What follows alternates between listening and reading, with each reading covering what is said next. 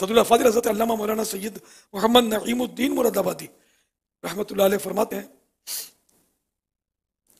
حضور اکرم صلی اللہ علیہ وآلہ وسلم جب ہجرت کر کے مدینہ طیبہ تشریف لائے تو 12 ربیع الاول شریف 622 سنہ عیسوی روز دوشنبہ یعنی پیر شریف منڈے وہ چاشت کے وقت مقام قباء میں اقامت فرمائی، یعنی وہاں آپ ٹھہرے۔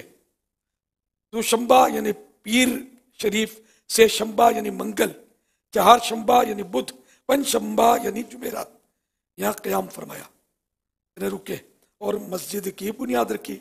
روز جمعہ مدینہ طیبہ کا عزم فرمایا، یعنی سفر مدینہ کا شروع کیا۔ بنی سالم ابن عوف کے بطن وادی میں جمعہ کا وقت آیا، اس جگہ کو لوگوں نے مسجد بنایا۔